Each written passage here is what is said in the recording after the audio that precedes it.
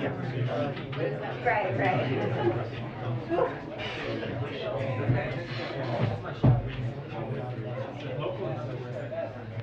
Everybody forgets, right? Nobody remembers. Nobody cares. That was the first thing I thought. But nobody cares. Like, sync is running for,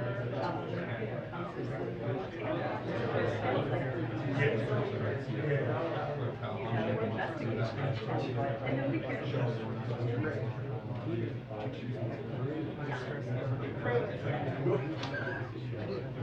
Where's he running?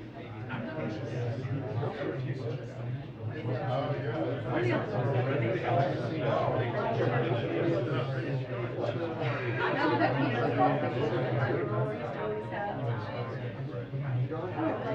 Oh, right, yes.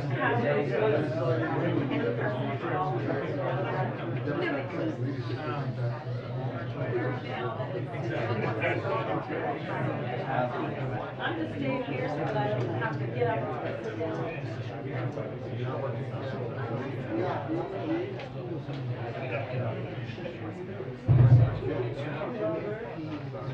You see what you have fun yet? Great day. Can't you guys just get out of town? You want a trip? No. Get out of town. I think it should be nice. Even time of day.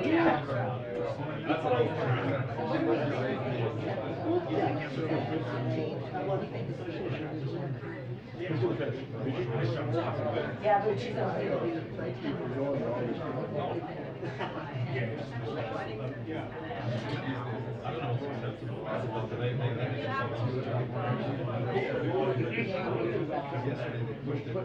it's already late. This is going to go up against the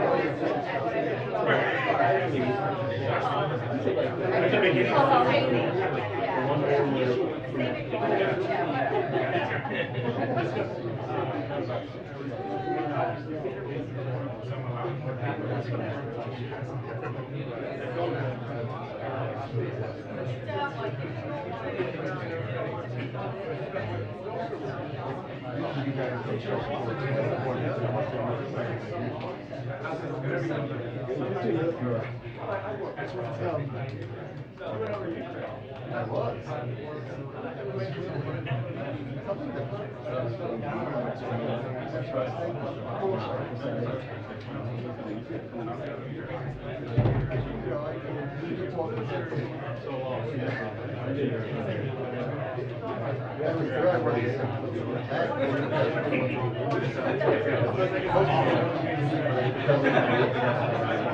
wouldn't know what was going on.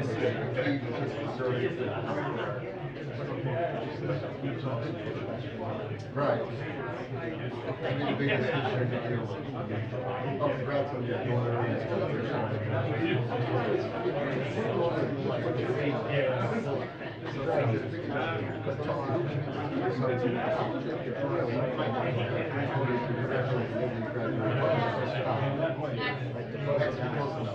not about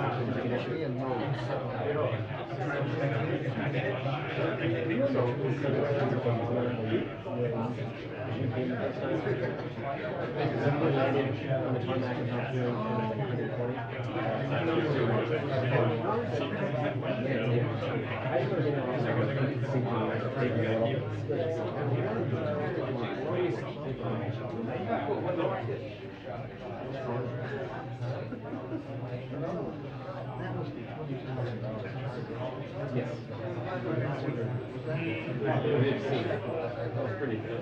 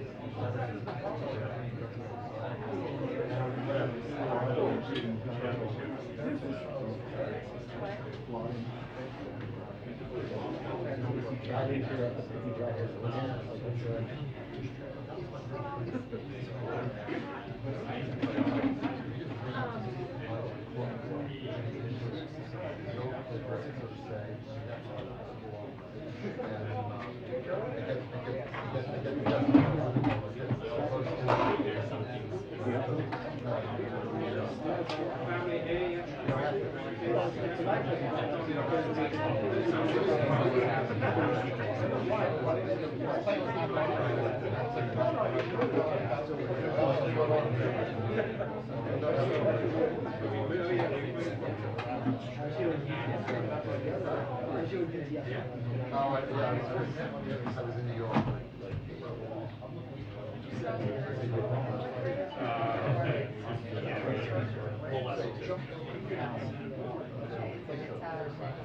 I wasn't the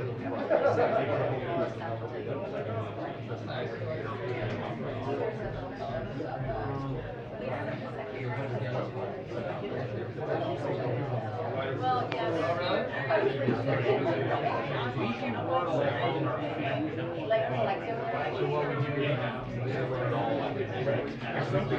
I think that's cute.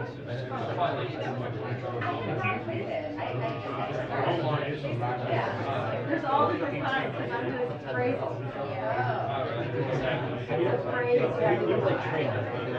Oh, I think Trade-off is you get a country exports, a number of exports, and then they break down by industry. it's complicated. That's the easiest thing. Should not work at Bloomberg. Yeah, that must be like my favorite. Bloomberg really tricky. Trade-off,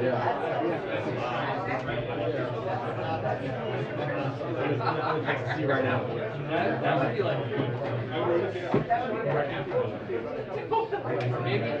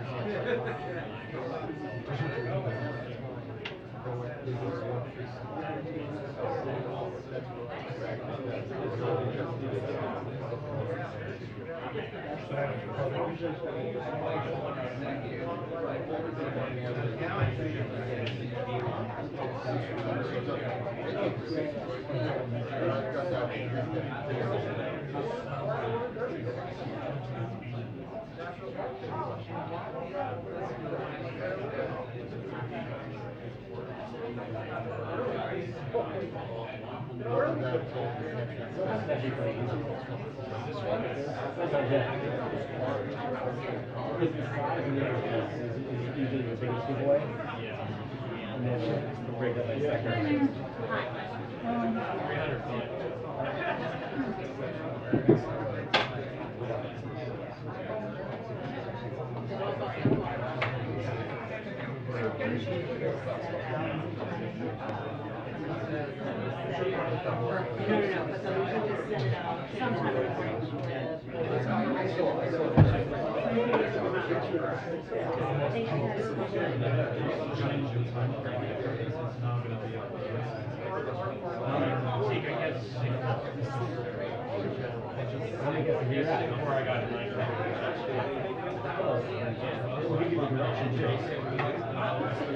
So that's the direction I should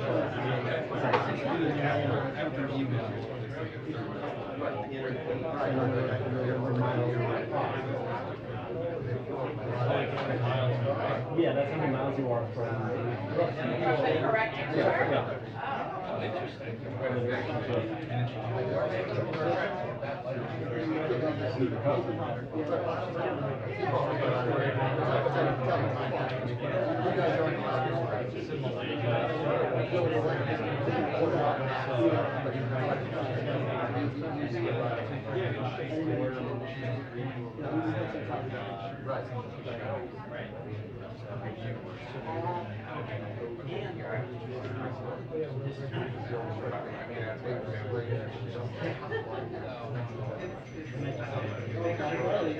Right, exactly.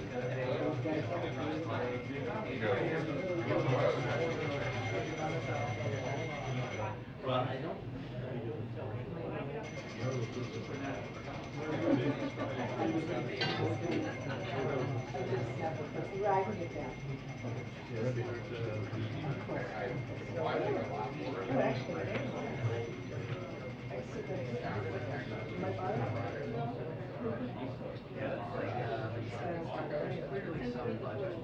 I will.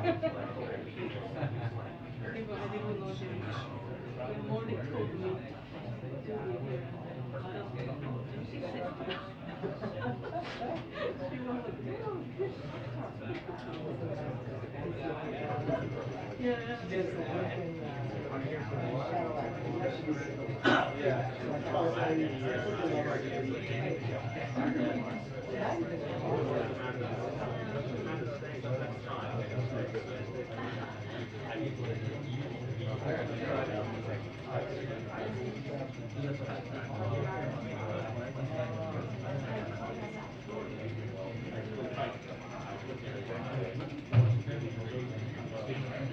Learn something new every day.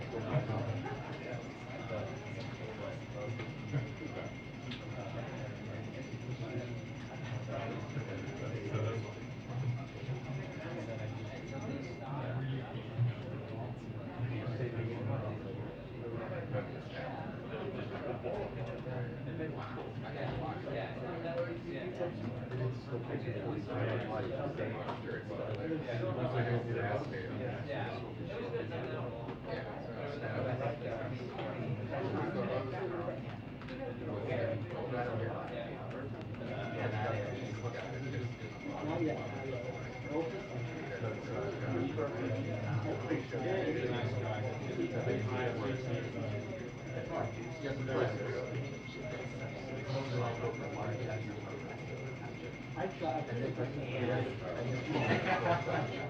So why should all these other ones screw up the way it was? Plan it up. How long have we gone on? Yeah.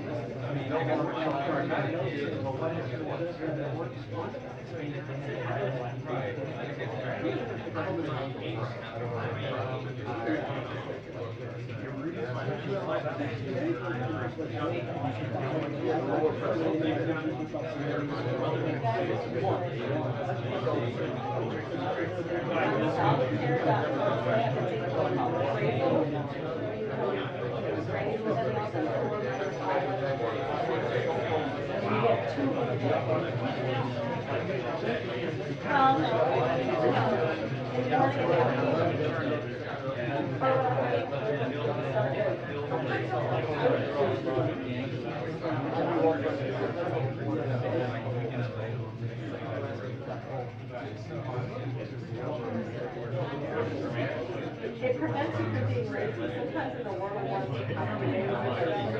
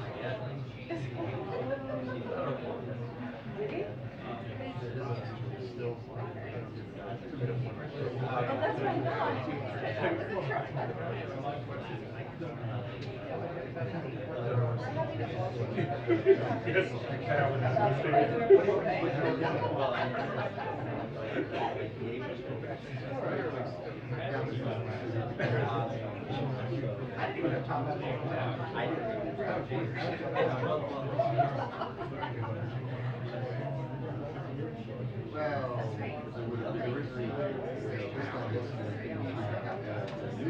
then it sort of just on the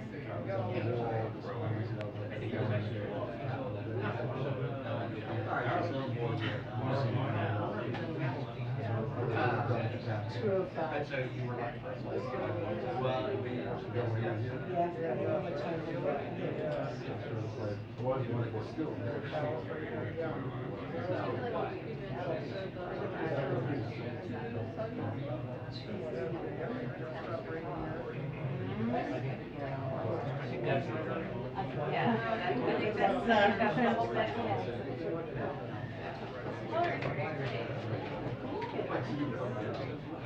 The Nancy's with the bright colors.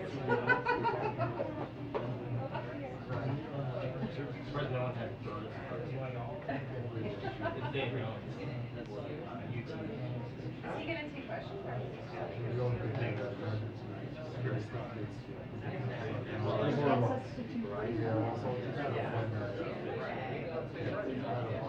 watch them change it after the bill. I don't think that happened.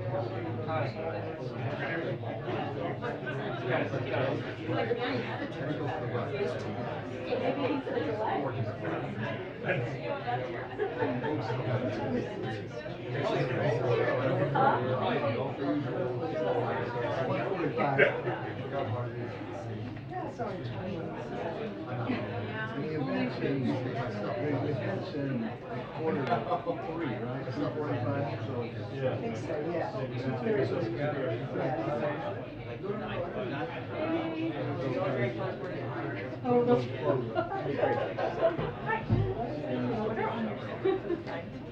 Burgers and fries.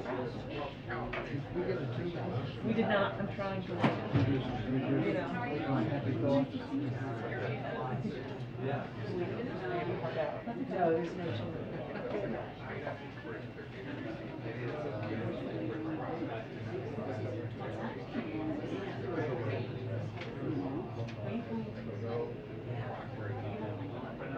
No, Kelly is.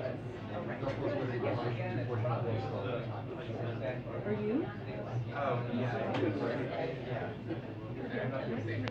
These? Yeah, it's a very bad guy. I got it. Very comfortable. It's closing. Yep.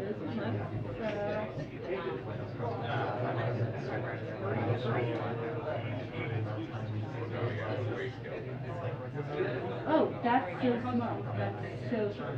They can be. Yeah. Yeah. Those are very nice.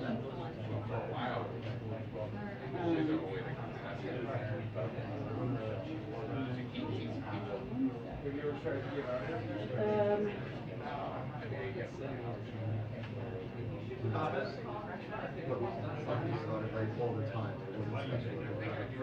Who makes them? I would not be surprised. And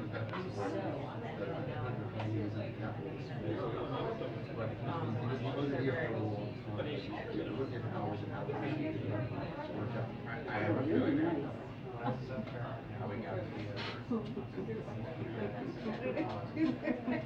She's so observant. I better sit up straight. So what he's up in the I know. That's what it says. No idea.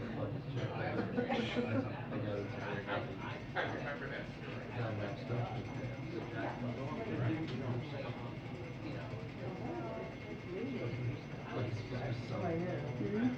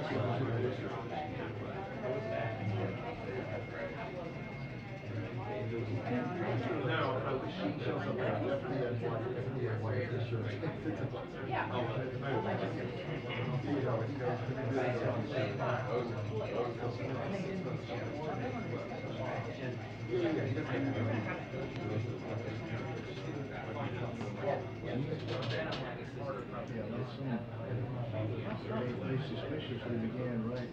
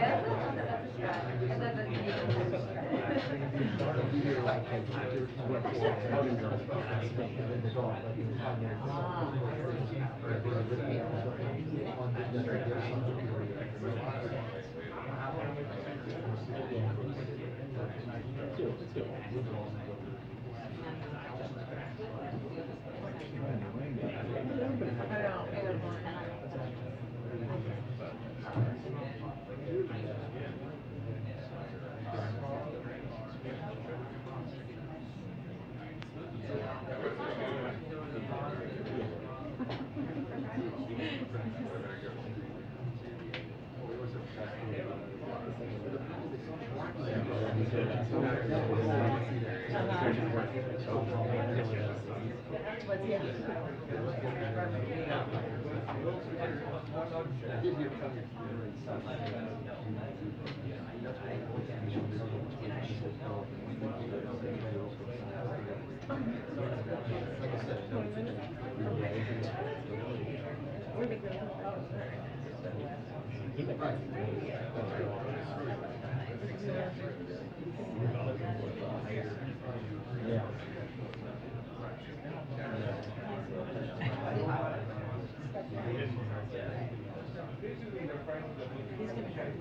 Are you doing yours? I know.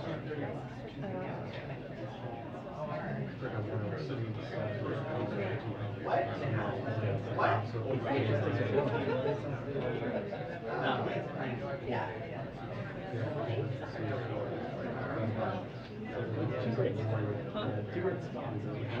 Yeah, I know.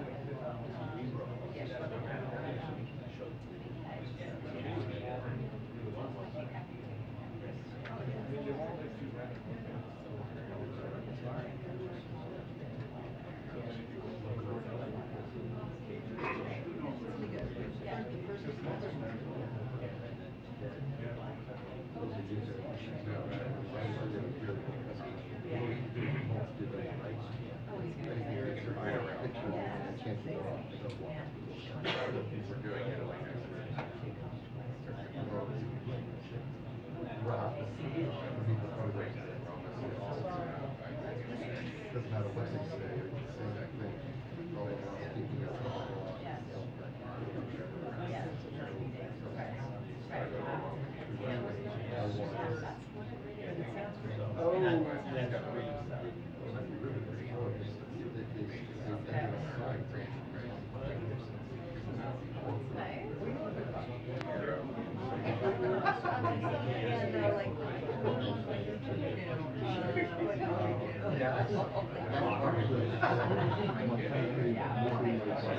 Kate Hudson, which resigned in there.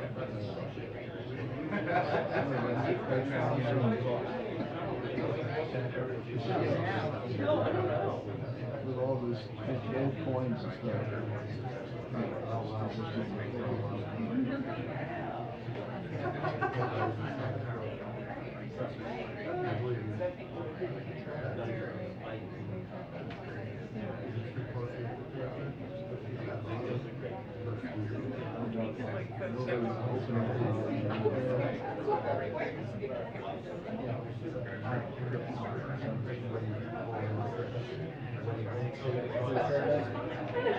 No, this is a calendar. In Oklahoma City. Called in.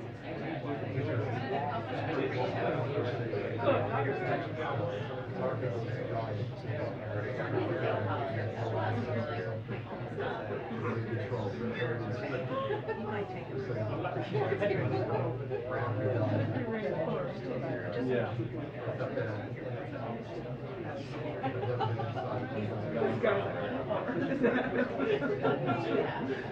Driving along.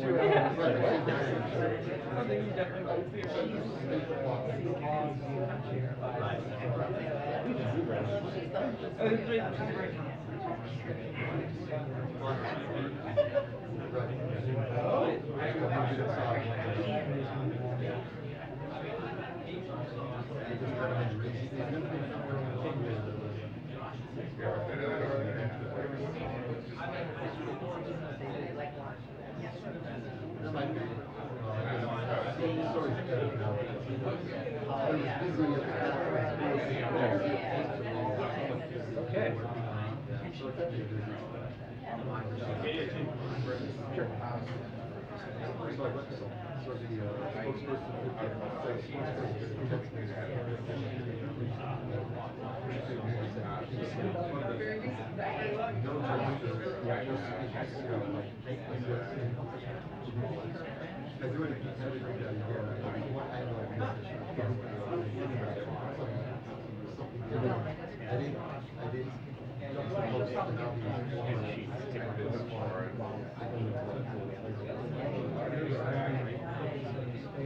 But he's not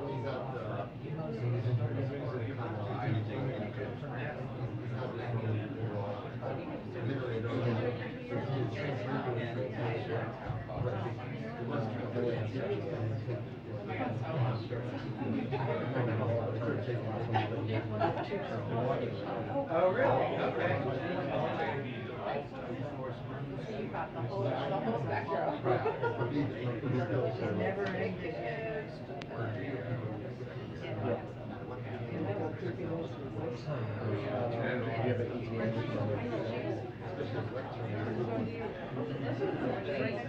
Yeah, it's right here left. That's right here left, yeah.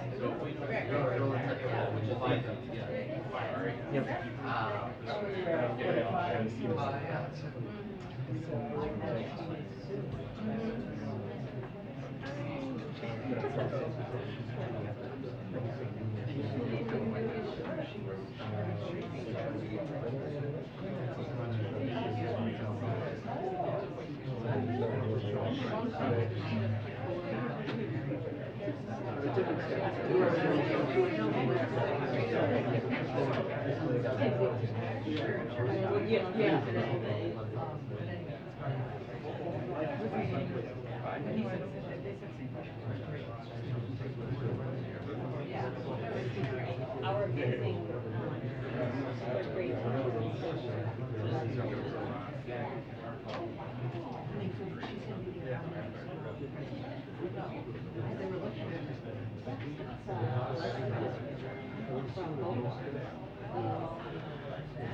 Is that where your kids go?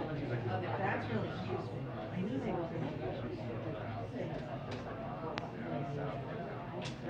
well, I'll find out because they did.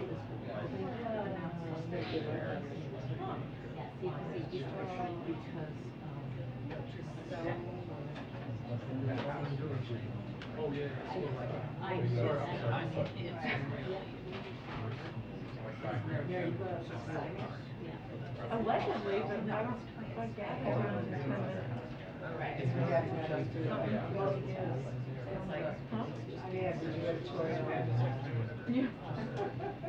Well, I think it's going to take a question.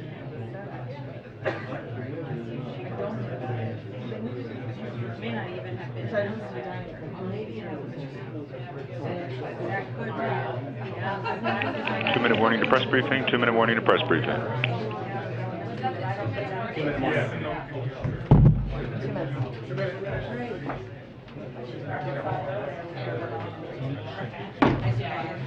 Yeah.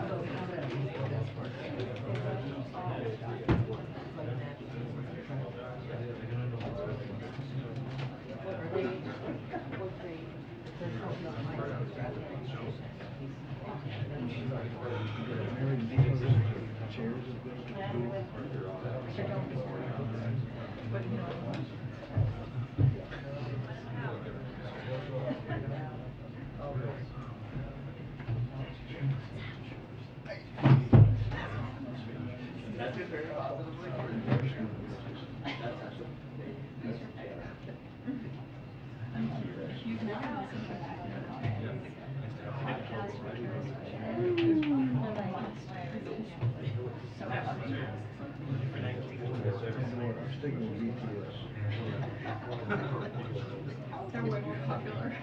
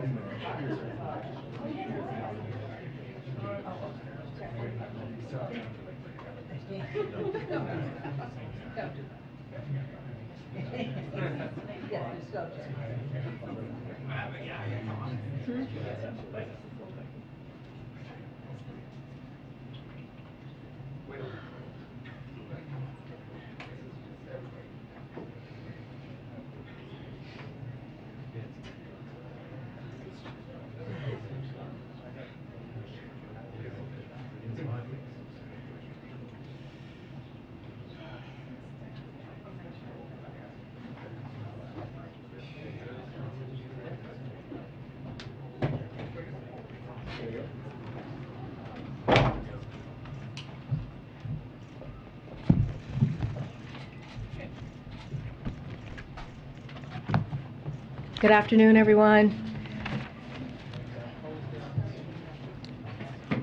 So I'd like to welcome Matthew and Camilla McConaughey to the White House today to speak on an urgent issue our nation is currently facing.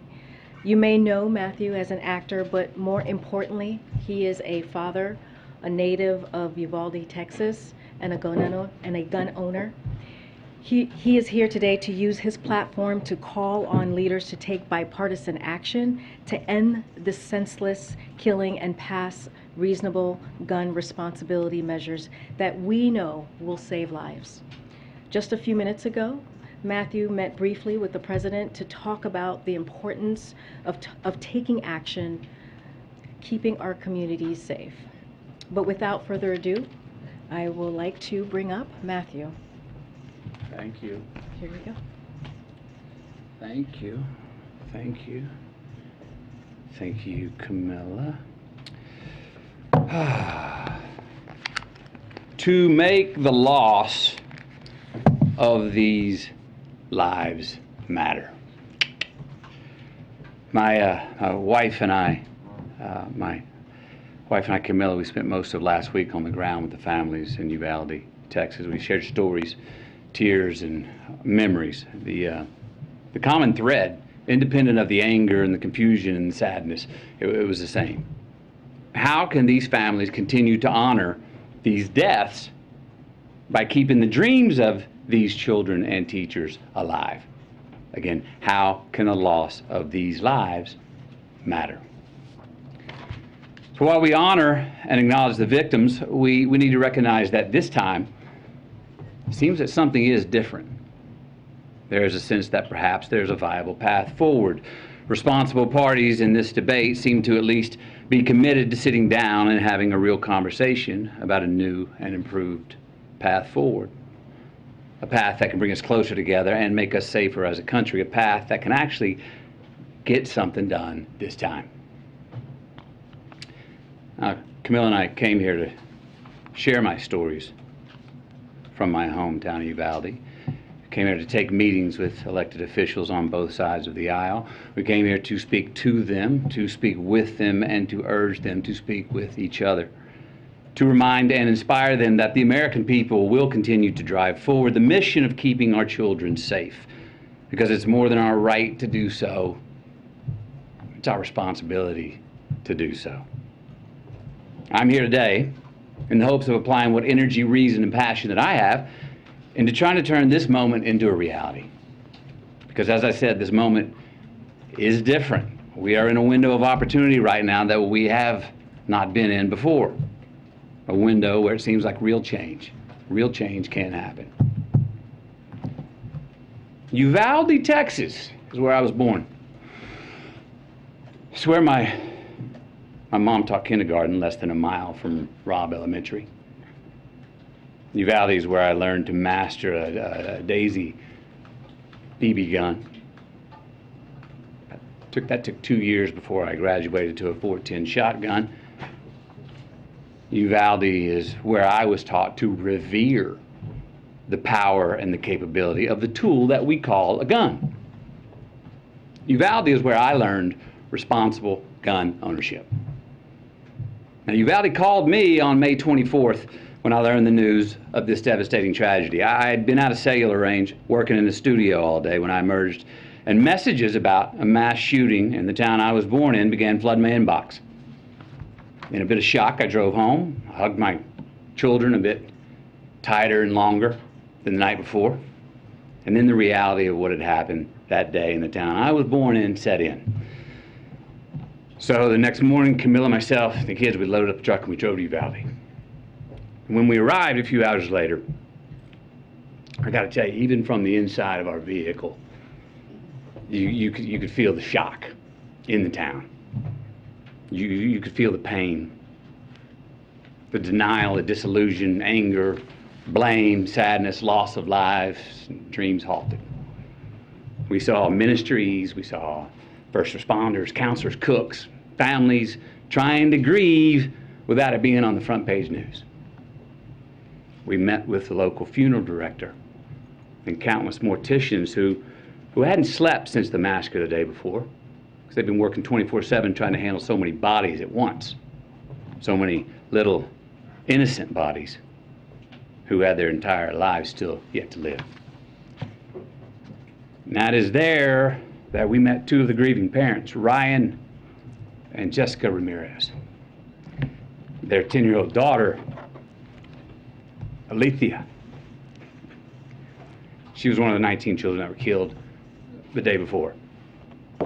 Now, Alethea, her dream was to go to art school in Paris and one day share her art with the world. Ryan and Jessica were eager to share Alethea's art with us and said if we could share it, that somehow, maybe that would make Alethea smile in heaven. They told us that showing someone else Alethea's art would in some way keep her alive.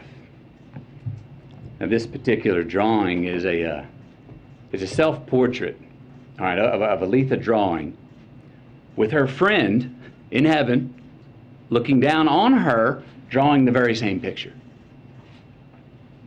Her mother said of this drawing, she said, you know, we never really talked to her about heaven before, but somehow she knew. Alethea was 10 years old. Her father, Ryan, this man was steady. He was uncommonly together and calm. When a frazzled friend of his came up and said, how are you so calm? I'd be going crazy. Ryan told him, he said, no, you wouldn't. No, you wouldn't. You'd be strong for your wife and kids, because if they see you go crazy, that will not help them. Just a week prior, Ryan got a full-time line job, stringing power lines from pole to pole. And every day since landing that well-paying full-time job, he reminded his daughter Alethea, he said, girl, Daddy gonna spoil you now. Told her every single night, he said, Daddy's gonna take you to SeaWorld one day.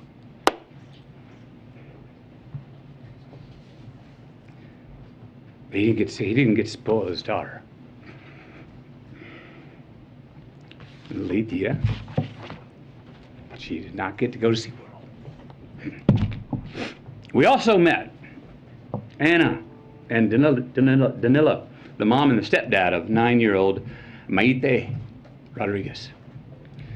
Now, Maite wanted to be a marine biologist. She was already in contact with Corpus Christi University of A&M for her future college enrollment.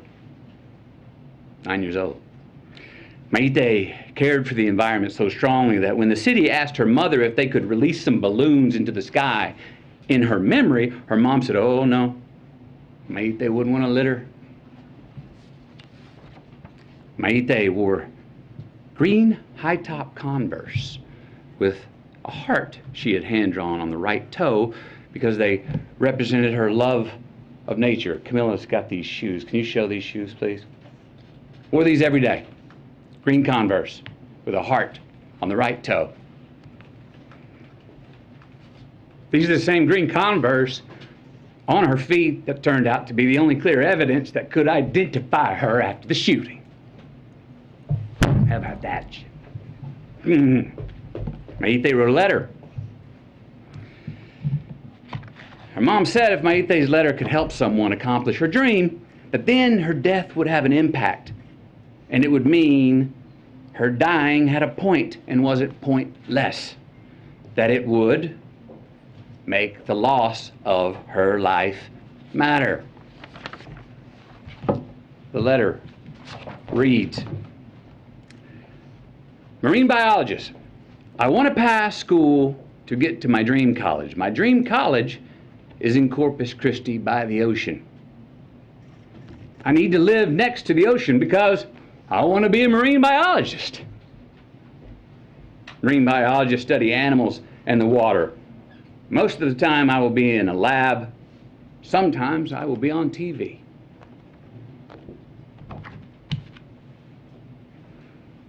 Then there was Ellie Garcia, a 10-year-old, and her parents, Stephen and Jennifer. Ellie loved to dance and she loved church. She even knew how to drive tractors and was already working with her dad and her uncle mowing yards. Ellie was always giving of her gifts, her time, even half-eaten food on her plate. They said around the house, we called her the Great Regifter.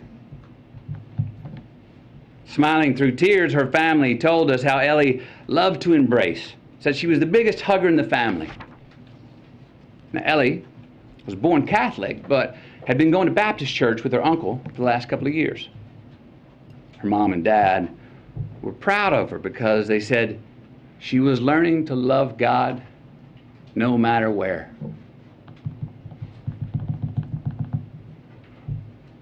The week prior to her passing, she'd been preparing to read a verse from the Bible for the next Wednesday night's church service.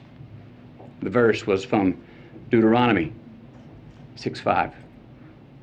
And thou shalt love the Lord thy God with all thy heart, with all thy soul, and with all thy might. That's who Ellie was becoming. But she never got to read it. Service on that Wednesday night. Then there was a fairy tale love story of a teacher named Irma and her husband Joe. What a great family this was. This was an amazing family. Camilla and I, we sat with about 20 of their family members in their living room, along with their 4 kids. Kids were 23, 19, 15, and 13. They shared all these stories about how Irma and Joe served the community and would host all these parties, and how Irma and Joe were planning on getting a food truck together when they soon retired. They were humble, hard-working people. Irma was a teacher who her family said went above and beyond and just couldn't say no to any kind of teaching. Joe had been commuting to and from work 70 miles away in Del Rio for years.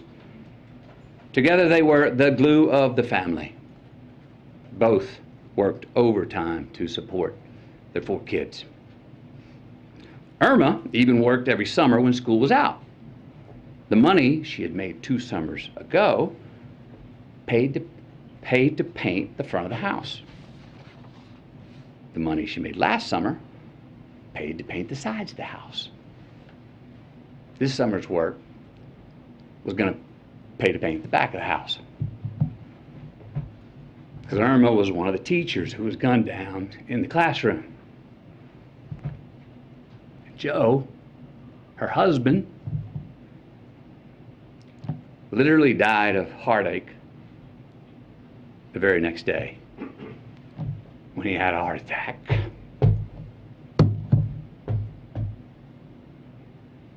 They never got to paint the back of their house. They never got to retire. And they never got to get that food truck together. We also met a cosmetologist. She was well-versed in mortuary makeup. That's the task of making the victims appear as peaceful and natural as possible for their open casket viewings. These bodies were very different. They needed much more than makeup to be presentable. They needed extensive restoration. Why? Due to the exceptionally large exit wounds of an AR-15 rifle. Most of the body so mutilated that only DNA test or green Converse could identify them. Many children were left not only dead but hollow. So yes, counselors are going to be needed in Uvalde for a long time. Counselors are needed in all these places where these mass shooters have been for a long time. I was told by many that it takes a good year before people even understand what to do next. And even then, when they become secure enough to take the first step forward, a lifetime is not going to heal those wounds.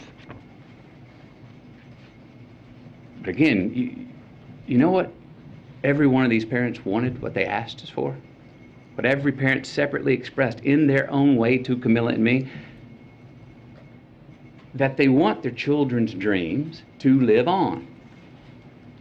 That they want their children's dreams to continue to accomplish something after they are gone. They want to make their loss of life matter. Look, we heard from so many people, right? Families of the deceased, mothers, fathers, sisters, brothers, Texas Rangers, hunters, Border Patrol, and responsible gun owners who won't give up their Second Amendment right to bear arms. And you know what they all said? We want secure and safe schools, and we want gun laws that won't make it so easy for the bad guys to get these damn guns. So, we know it's on the table. We need to invest in mental health care. We need safer schools. We need to restrain sensationalized media coverage. We need to restore our family values. We need to restore our American values. And we need responsible gun ownership. Responsible gun ownership. We need background checks. We need to raise the minimum age to purchase an AR-15 rifle to 21. We need a waiting period for those rifles. We need red flag laws and consequences for those who abuse them. These are reasonable, practical, tactical regulations to our nation, states, communities, schools, and homes. Responsible gun owners are fed up with the Second Amendment being abused and hijacked by some deranged individuals. These regulations are not a step back. They're a step forward for a civil society and the Second Amendment. Look, is this cure-all? Hell no. But people are hurting.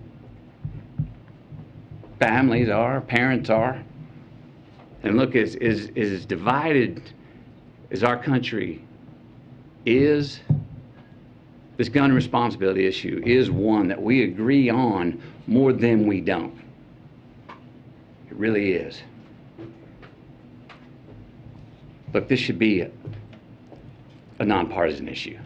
This should not be a partisan issue. There is not a Democratic or Republican value in one single act of these shooters. It's not.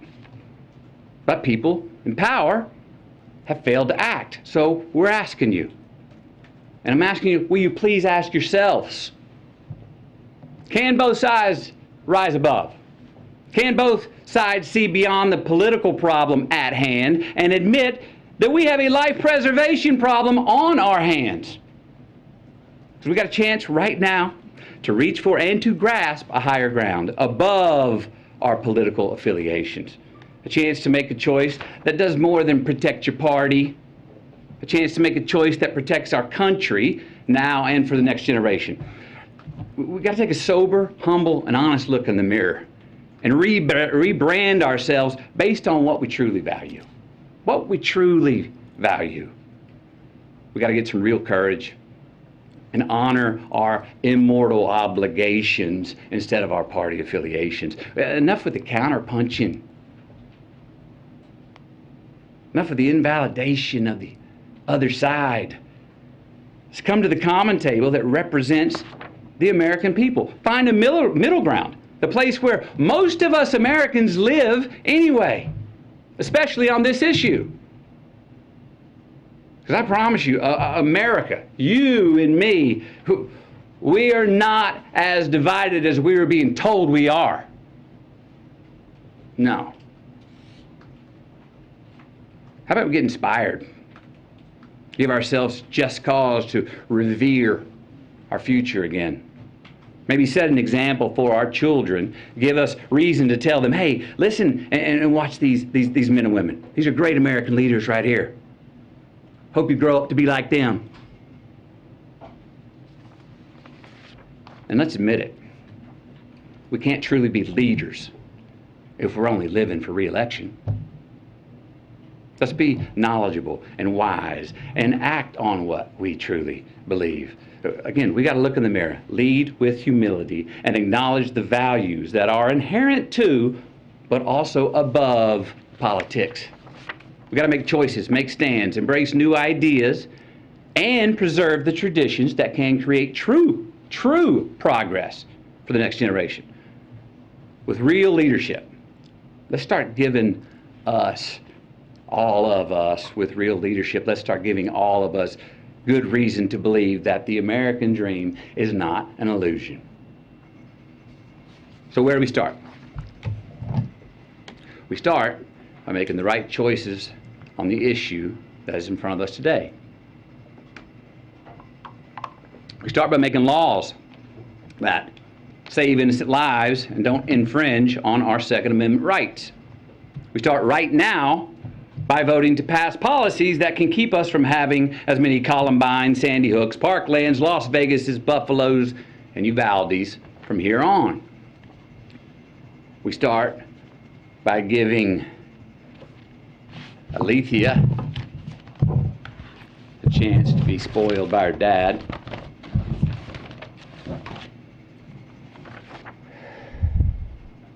We start by giving Mayday a chance to become a marine biologist.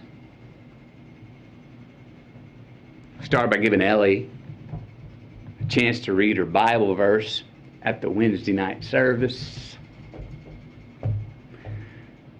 Start by giving Irma and Joe a chance to finish painting their house. Maybe retire, get that food truck. We start by giving McKenna, Layla, Miranda, Nevaeh, Jose, Javier, Tess, Rogelio, Eliana, Annabelle, Jackie, Azuya, JC, Jayla, Ava, Amory, and Lexi. We start by giving all of them our promise that their dreams are not going to be forgotten. We start by making the loss of these lives matter.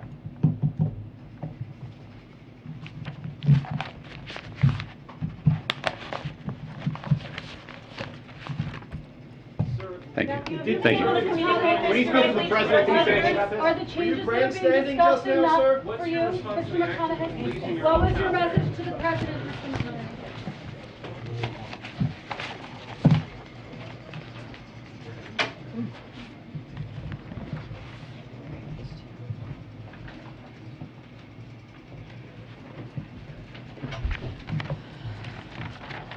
Okay.